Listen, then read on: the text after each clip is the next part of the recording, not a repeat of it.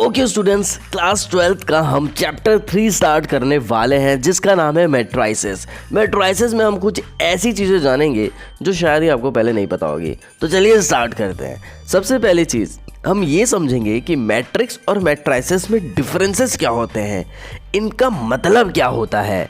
तो देखिए भैया, जैसे इसको बोलते हैं बॉटल और इसको बोलते हैं बोतलें। दूसरा एग्जाम्पल, ये भैया मेरी बंदी है और ये भैया बंदियाँ हैं, ठीक है।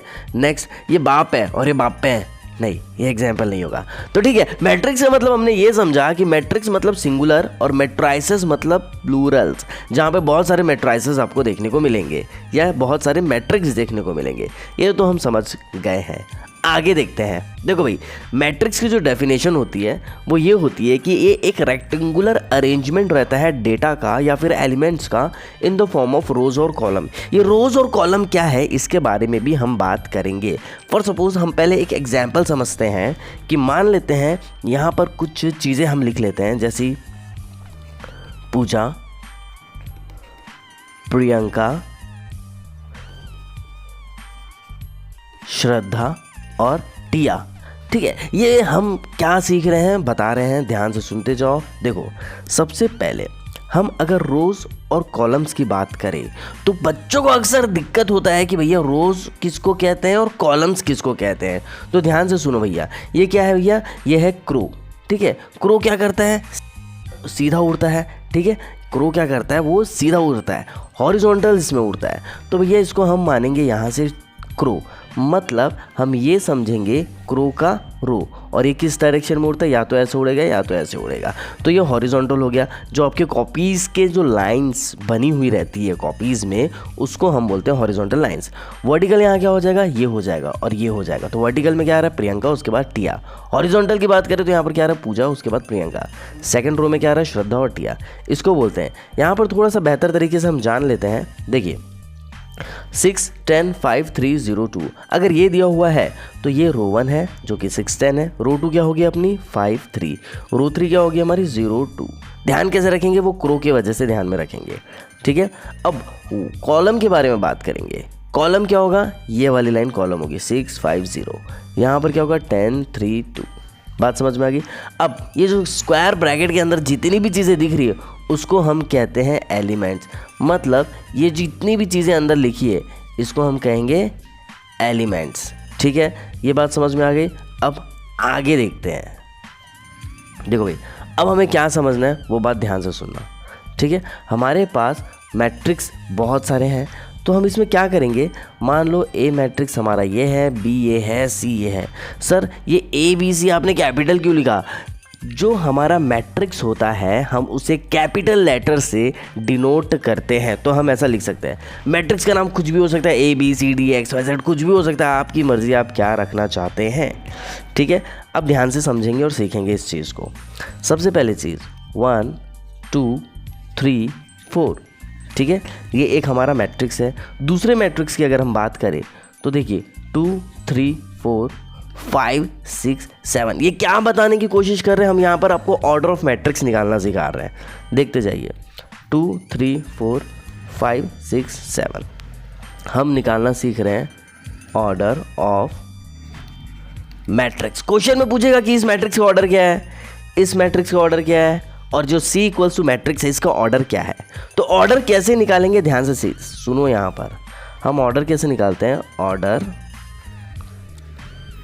Equals to rows into columns. ये रोज इनटू कॉलम्स क्या है देखते जाओ। यहाँ पर कितने रोज है हमारे पास, 1 2। कॉलम्स कितने हैं, 1 2। तो ये बनेगा 2 क्रॉस 2 का मैट्रिक्स। मतलब इस मैट्रिक्स का ऑर्डर है 2 क्रॉस 2।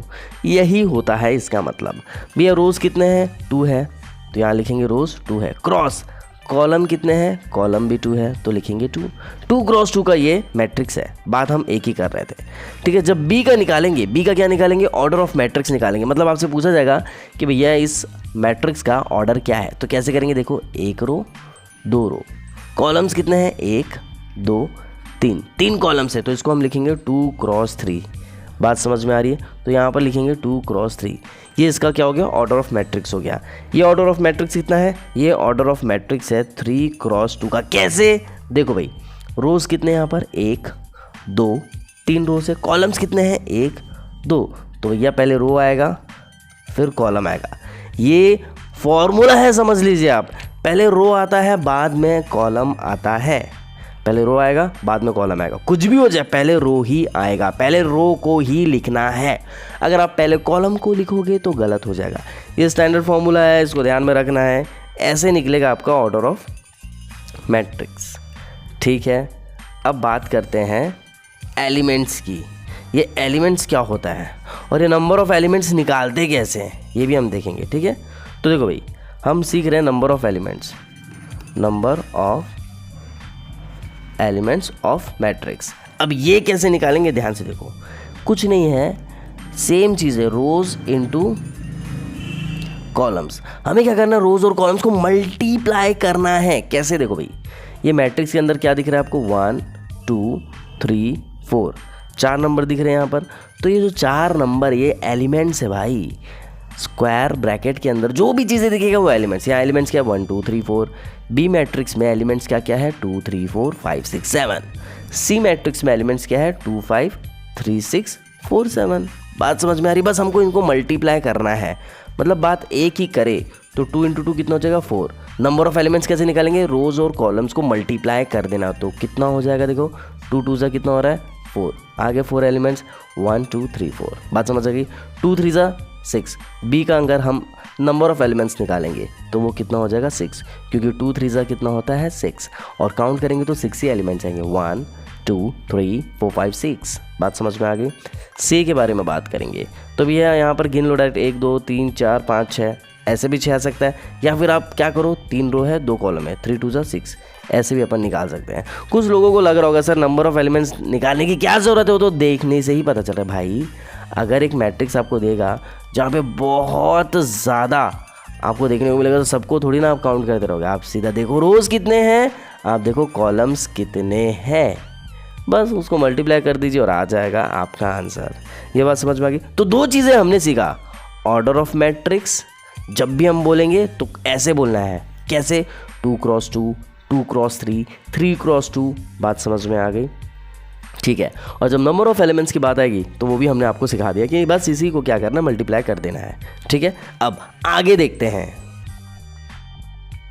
ओके स्टूडेंट्स, अब हम बात करते हैं पोजीशन की। पोजीशन मतलब ये जो एलिमेंट्स हैं इनका पोजीशन क्या है। 2 का पोजीशन क्या है, 3 का क्या है, 9 का क्या है, 7 का क्या है, 5 का क्या है, 8 का क्या है। इनका पोजीशन हमें बताना पड़ेगा।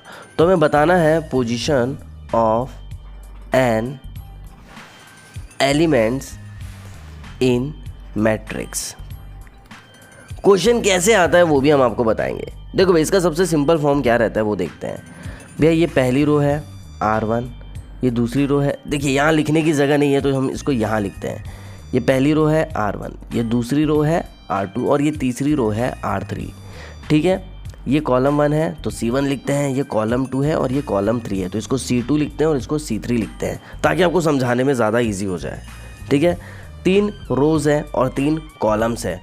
तो भैया देखो यहाँ पर क्या हो रहा है, हम जितने भी एलिमेंट्स हैं 2 3 4 5 6 7 8 9 कोई भी मैट्रिक्स है, जितने भी एलिमेंट्स रहेंगे उसको हम स्मॉल लेटर ए से रिप्रेजेंट करेंगे और उसकी पोजीशन को हम कैसे मेजर करेंगे, कैसे फाइंड आउट करेंगे, ए जे से फाइंड आउट करेंगे। आई का मतलब क्या होगा, देखिए ए आई जे से हम किसी की भी पोजीशन निकाल सकते हैं। आई का मतलब होगा नंबर ऑफ रोज और जे का मतलब होगा नंबर ऑफ कॉलम्स। अब ये number of rose number of columns क्या है, देखो भाई अगर हम इसकी बात करें तो ये रो 1 है और ये कॉलम 1 है, सही है, कॉलम 1 रो 1। तो देखिए दोनों में 1 1 आ रहा है, मतलब यहाँ पर आई मतलब नंबर ऑफ रोज है, नंबर ऑफ रोज ये क्या है 1 है, तो आई की जगह 1 आएगा, जे की जगह भी 1 आएगा। ठीक है, अब इसकी पोजीशन क्या है देखते हैं। ये अभी भी रो 1 है लेकिन ये क्या है, कॉलम 2 है, कॉलम 2 है ये। तो यहाँ पर हम क्या लिखेंगे, 1 2 लिखेंगे। देखिए यहाँ पर आपको दिख रहा होगा 1 3 का मतलब क्या होता है, ध्यान से देखेंगे। 1 3 का मतलब होगा रो 1 कॉलम 3। क्या ये रो 1 है, हाँ जी बिल्कुल है। और कॉलम कौन सा है, ये कॉलम 3 है। तो 4 की पोजीशन क्या होगी, 1 3 होगी। बात समझ में आ रही है। इसकी क्या होगी 2 1, क्यों 2 1 होगी? क्योंकि ये रो 2 है और कॉलम 1 है। इसकी पोजीशन क्या होगी? रो 2 C2, इसलिए 2 2 आया यहाँ पर। बात समझ में आ रही है? इसका देखना 2 3 आएगा। रो कितना है? सेकंड है। कॉलम कितना है? थर्ड है, तो आया 2 3। रूल है पहले रोज़ को लिखा जाएगा फिर कॉलम को लिखा जाएगा। आप पहले कॉलम को नहीं लिख सकते, पहले रोज़ ही आएगा उसके बाद ही कॉलम आएगा। ठीक है। अब क्वेश्चन कैसे पूछेगा? देखो क्वेश्चन पूछेगा A32 निकालो। A32 मतलब ये जो है नंबर ऑफ रोज़ है और ये जो है नंबर ऑफ कॉलम्स है। ठीक है। तो 3 क्या है? Number of rows. 3 कहाँ पर आएगा बेटा? यहाँ आएगा। क्यों? क्योंकि जो पहला नंबर है वो रोज़ को बताता है, तो R3 ये हो गया। अब ये C कितना है? 2 है, C2 किधर आएगा? ये आएगा। मतलब A32 की वैल्यू होगी यहाँ पर 9। ऐसे ही आपसे क्वेश्चन पूछा जाएगा। एक और क्वेश्चन पूछेगा कि भैया A33 ये किसकी पोजीशन है, आपको बताना कौन से एलिमेंट्स की ये पोजीशन है। तो देखो भैया रो भी 3 है, कॉलम भी 3 है। रो 3 मतलब ये होगा 8 9 10, लेकिन कॉलम 3 से पता चल जाएगा कि पोजीशन या एलिमेंट किसकी बात कर रहा है। C3 मतलब 10, तो इसका आंसर आएगा 10। ठीक है। आई होप आपको समझ में आ रहा होगा। आगे देखते हैं, और भी चीज़ें हैं जो अधूरी है, आपको जानना ज़रूरी है। वीडियोज़ अगर अच्छी लग रही है तो प्लीज़ इसे लाइक शेयर करना भूलना नहीं है। ठीक है, चलिए आगे देखते हैं। ओके, तो इसके बाद हम कुछ चीज़ें जान लेते हैं जिसको हम कहते हैं टाइप्स ऑफ मैट्राइसेस। ये टाइप्स ऑफ मैट्राइसेस क्या होता है? सबसे पहले हम देखेंगे कॉलम मैट्रिक्स। ये कॉलम मैट्रिक्स क्या होता है देखते हैं। A matrix which has only 1 column. अच्छा, एक मैट्रिक्स जिसमें सिर्फ एक ही कॉलम रहेगा उसको हम कहेंगे कॉलम मैट्रिक्स। फॉर एग्जाम्पल यहाँ देखते हैं 1 2, कॉलम कितना है यहाँ पर? एक ही है, बात ख़त्म। ठीक है। अगर इसको हम बड़ा कर दे मतलब बता रहे हैं, देखो यहाँ रो कितने? 1 2 रो है, उससे हमें कोई लेना देना नहीं है। रोज़ कितने भी रहे हमें कोई मतलब नहीं है, बस कॉलम कितने होने चाहिए? 1 होना चाहिए। ये होता है कॉलम मैट्रिक्स का मतलब। ठीक है। अब नेक्स्ट रो मैट्रिक्स क्या होती है? एक ही रो होना चाहिए। देखिए एक ही रो है, यहाँ पर रो 1 है, कॉलम कितने भी हो उसे हमें कोई मतलब नहीं है, रोज़ बस 1 होना चाहिए। तो यहाँ पर हम क्या बोलेंगे? ओनली 1 रो, इसको हम बोलेंगे row matrix. Next square matrix. Square matrix का मतलब होता है यहाँ पे जो आपके रोज़ हैं और जो कॉलम्स है वो क्या होना चाहिए? इक्वल नंबर होना चाहिए। मतलब a matrix in which has equal number of rose and columns is called square matrix. मतलब ये जो ऑर्डर है, इस मैट्रिक्स का जो ऑर्डर है वो 2 क्रॉस 2 का है, इसी को अपन बोलेंगे स्क्वायर मैट्रिक्स। मतलब रोज और कॉलम दोनों बराबर होना चाहिए। रो कितना है? R1 R2, कॉलम कितना है? C1 C2। ठीक है। एक एग्जाम्पल देखते हैं इसी का, किसका? स्क्वायर मैट्रिक्स का। मान लेते हैं 1 2 3 4 5 6 7 8 9, ये होगा आपका 3 क्रॉस 3 का मैट्रिक्स। वैसे ही एक मैट्रिक्स बनाएंगे जहाँ पर 4 क्रॉस 4 बनेगा, एक मैट्रिक्स बनाएंगे जहाँ पे 5 क्रॉस 5 बनेगा। मतलब जितने रोज उतने कॉलम्स होने चाहिए। ठीक है। 1 क्रॉस 1 का भी बनता है। कैसे? मान लेते हैं ये 2, रो कितना है? एक ही है, कॉलम कितना है? वो भी एक है। ऐसा होता है स्क्वायर मैट्रिक्स। ठीक है। आगे बढ़ते हैं। इसके बाद देखते हैं डायगोनल मैट्रिक्स। डायगोनल मैट्रिक्स क्या कह रहा है? A square matrix whose all the elements except the diagonal elements are zeros. मतलब सिर्फ डायगोनल एलिमेंट जीरोज नहीं होना चाहिए, बाकी सारे एलिमेंट जीरो होने चाहिए। इसको अपन क्या बोलेंगे? डायगोनल मैट्रिक्स बोलेंगे। इसका एक एग्जांपल देखते हैं। देखो भाई A11 A22 और A33, इसको छोड़ के बाकी सबको कर दो 0। ठीक है। बस ये वाली जो है चीज़ है डायगोनल मैट्रिक्स, ये बस क्या नहीं होनी चाहिए?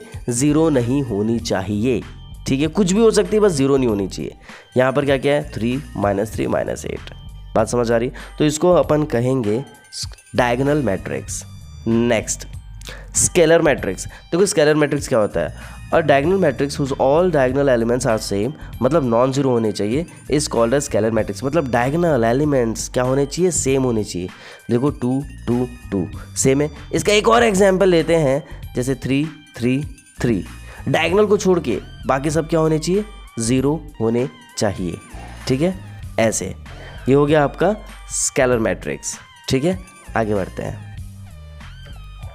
इसके बाद है यूनिट मैट्रिक्स।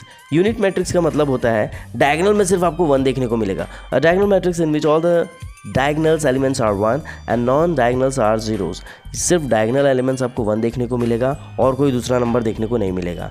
सिर्फ डायगनल एलिमेंट्स में 1 ही रहना चाहिए। इसी को बोलेंगे यूनिट या फिर आइडेंटिटी मैट्रिक्स।